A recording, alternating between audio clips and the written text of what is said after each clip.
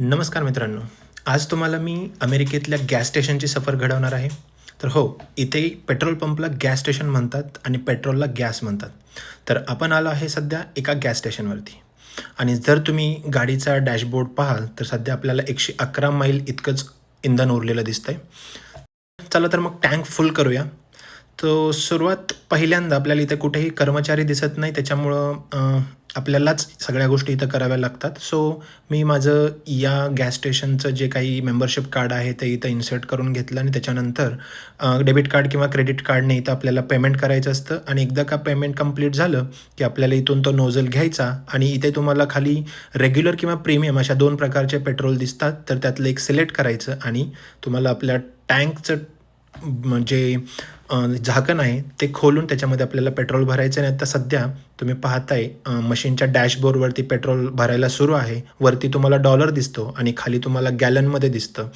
जेव्हा आपोआप टँक भरला जाईल, जो काही नोझल आहे तो आपोआप बंद होईल. त्याचा आवाज ऐकून घ्या. नोझल बंद झाल्यावरती आपल्याला तो बाहेर काढून टँकचं जे झाकण आहे ते लावायचं आहे. आणि जेव्हा नोझल जागेवरती नेऊन ठेवू, तेव्हा आपोआप आपल्याला तो प्रिंट काढण्यासाठी विचारेल, जर आपल्याला रिसिप्ट हवी असेल तर. आणि जर आपण रिसिप्ट घेत असेल, तर आपल्याला रिसिप्टवरती दिसेल, की आपण किती पेट्रोल भरलेलं आहे आणि आपण पाहूया. तर सध्या आपण जवळपास $24.55 एवढ्यामध्ये आपली टंकी फुल केलेली आहे आणि तुम्ही परत एकदा पाहू शकता, की आपल्या डॅशबोर्डवरती 111 वरून डायरेक्टली आपल्याला 400 मैल एवढं दिसेल. तर मित्रांनो, असा असतो हा अमेरिकेतील गॅस स्टेशनचा अनुभव. आता तुम्ही म्हणाल, रेग्युलर आणि प्रीमियममध्ये काय फरक असतो? तर प्रीमियममध्ये ऑक्टेन लेवल ही जास्त असते, जो हाय परफॉर्मन्स गाड्यांसाठी वापरला जातो. आपल्या रोजच्या वापरासाठी रेग्युलर हा पुरेसा आहे.